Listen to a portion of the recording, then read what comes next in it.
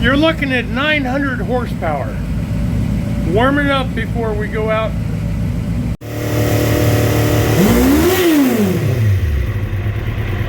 Hey, it's Ken, CR Nets Motorsports. Welcome. Today, working on the Honda 1973 CL350. Got the engine disassembled. We got the valve heads, and we're going to take it apart, inspect it, replace what's got to be replaced. We're going to lap the valves, and lapping is a grinding process to make sure they seat perfectly so you get maximum efficiency out of your bike. And we're going to look at the cam. We saw what it looked like when it came out. We're going to polish it up and get it ready for reassembly. So enjoy this video. I hope your projects are going well. You take care. Yeah, this comes off separately.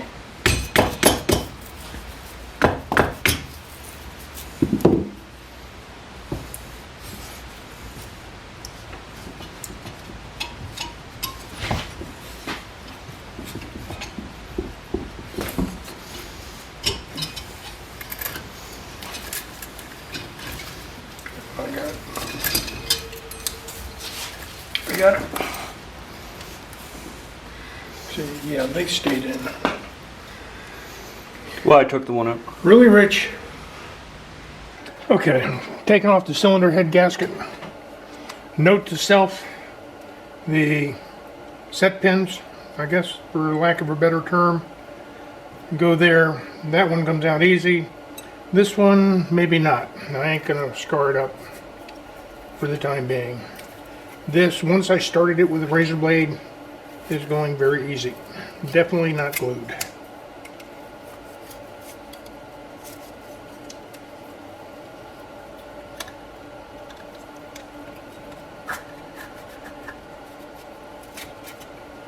That's it. Head gasket.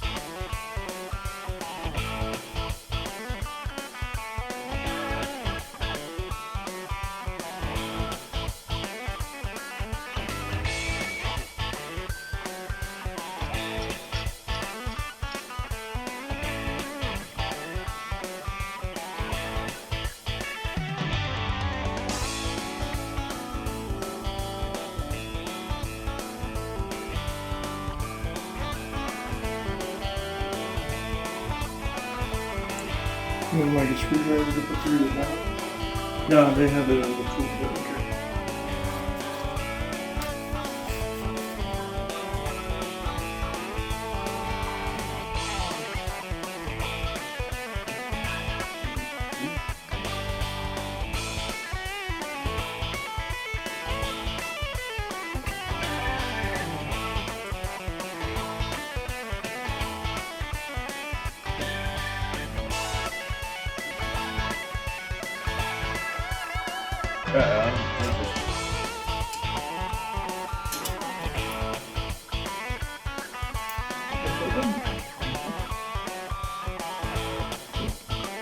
So I guess you're gonna need a baggie.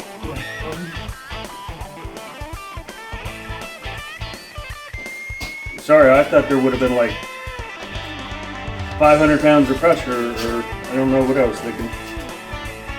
Well, that was something else that was in there. I was watching.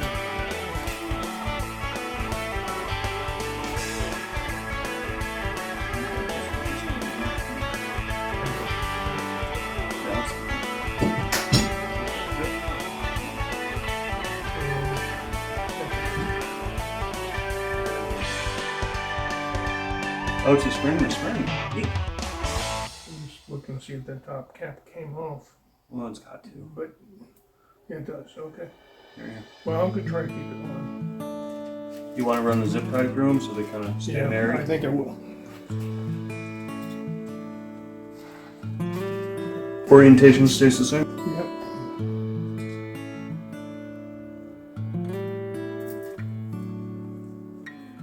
Do 30 of them. I'm sure it doesn't matter. I don't know. That's how we did the carburetors. Oh, no, go slow.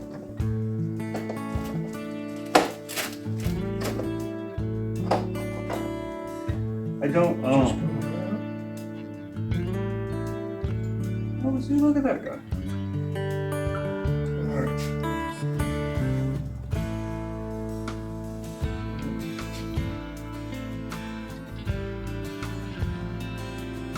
This is exhaust. Let's see, there's nothing. No guide, no this, no that. It's just a fit. You look at it, you got much better eyes than I do. I gotta get my neighbors. No, we look great. I mean, lapping, and there's, you know, you can feel, not that a ridge, but soot deposit versus no soot deposit.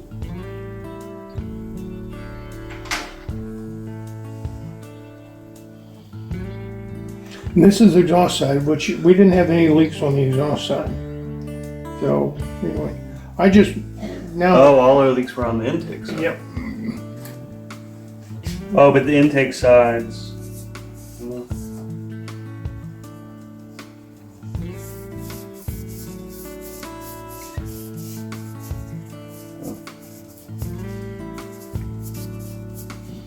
See, that's all I would do to clean them up, let them sit in whatever. Yeah, I've had lacquer thinner doesn't touch it, you know? Just. Yeah, but I'm saying, like, I wouldn't take this to the buffing wheel or No. anything. I was just gonna do right down here. Well, think, it's been baked on. You know what I mean? Yeah. Every time they open, what's coming out? Nothing but a fireball. Very interesting. Never been involved in valves before. Well, good intro. Very basic level. Interesting, fascinating.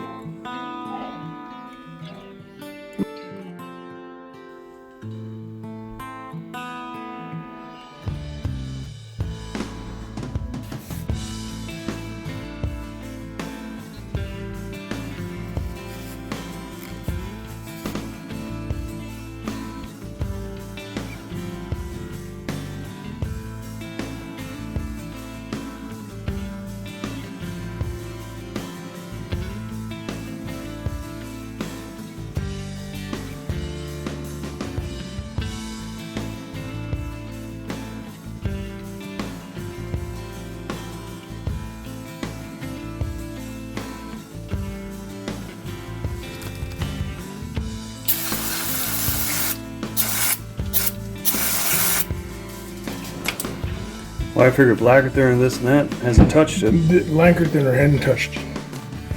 But I was just gonna see.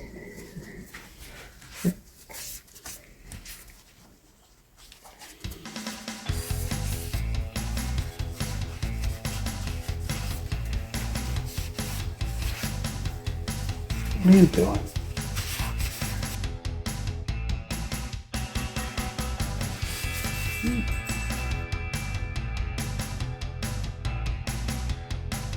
Just put the lapping compound on, valve in it.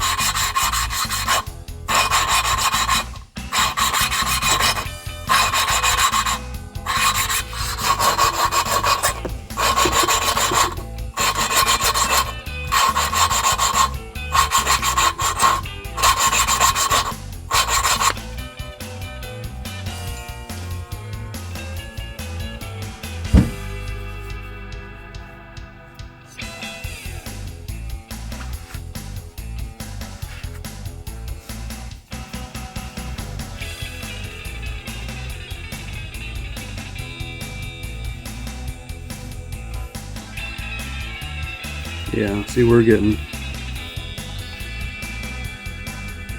achieving exactly what we're supposed to. Because you want to be right on the middle of the valve. You don't want to be sitting on the outer seat or the inner seat. And the same thing with the guide. Right? The whole entire purpose is to sit in the middle. That's where you get your seal.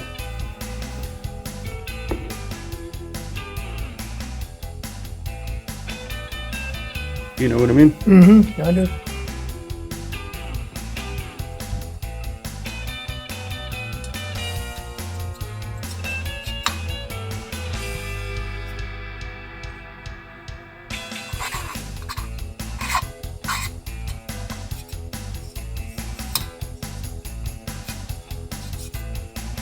Hey, this is Ken, CRNS Motorsports. Just wanted to take a quick second to remind you to like and subscribe. It costs you nothing, means the world of difference to us. And if you have a friend who might be interested in the video, please share it. So, thank you very much, and let's get on with the show. See the spring difference? Yeah. They're tighter wound here and up here. The tighter wind sits at the bottom. At the bottom, towards the actual housing itself. Okay.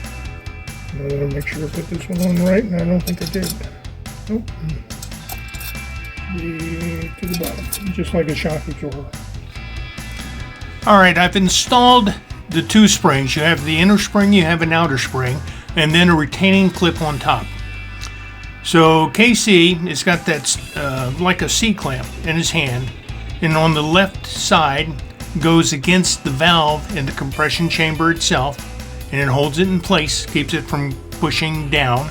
And on the top is a that fits on the retaining spring, and what happens, it fits, it holds it in place, but it also allows you to get to the top of the valve to put in the valve keepers.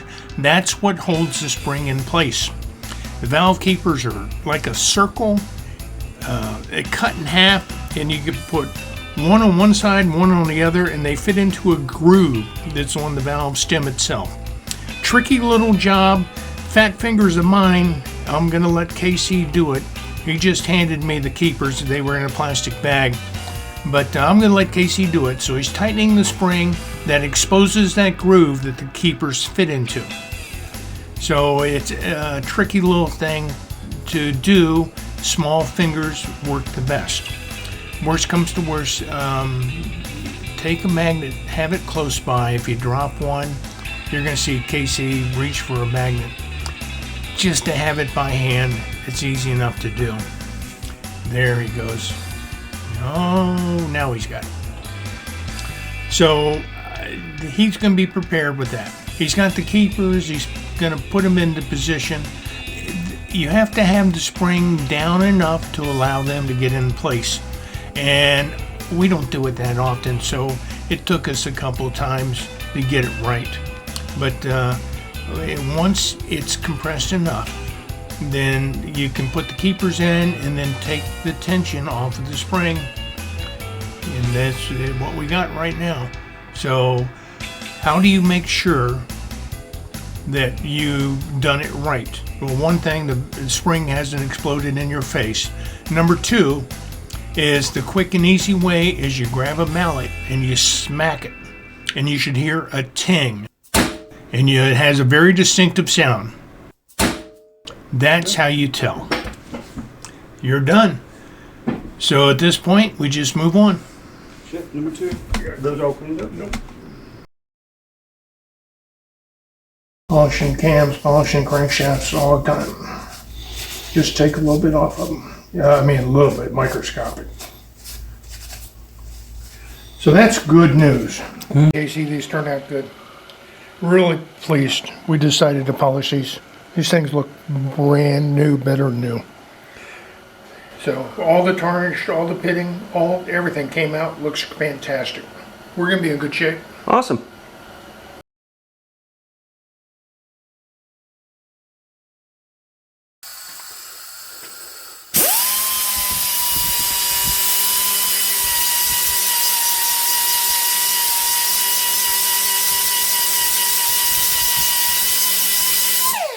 So how much that gets you?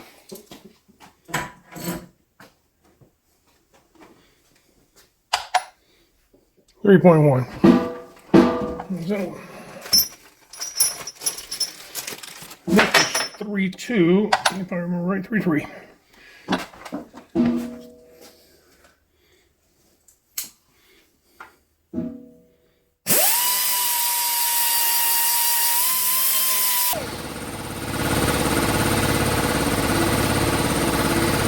I think you're good. Are you going to buff the feet out? I mean, I can, easy. I mean, is it even worth it? Won't hurt. I mean, I hate to sound like an old puss. These things, when you're working with the buffer. Bottom by mistake, and they're the best things you have. And you came with a pair of really nice cotton gloves. And I started wearing them. And I think, man, these things are pretty neat.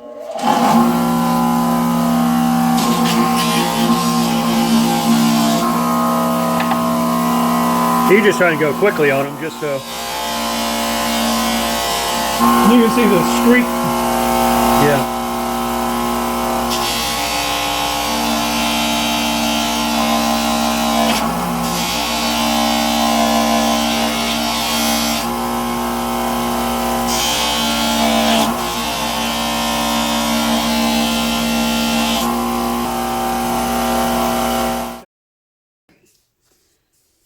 Okay. So that journal right there is where the rocker arrives. Yep. So I'm gonna nuke it now. Okay. And I bet you will see a hell of a difference.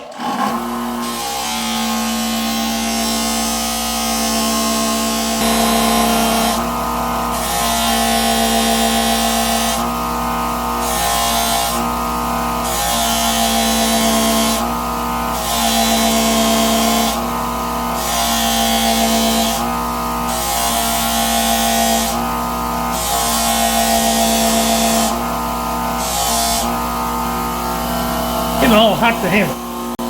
Where are my gloves? Here, shut that off.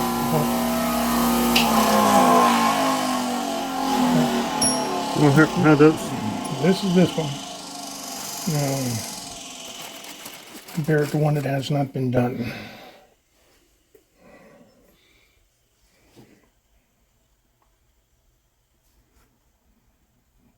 I don't think the light does it justice, but Oh, I can see the difference.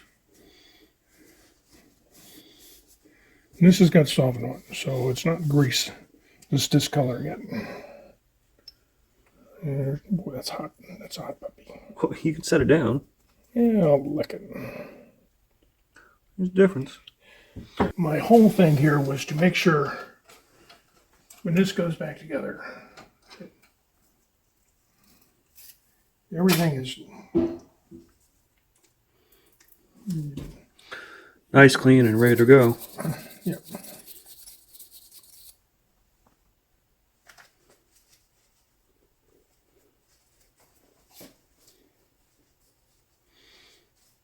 Okay, cool.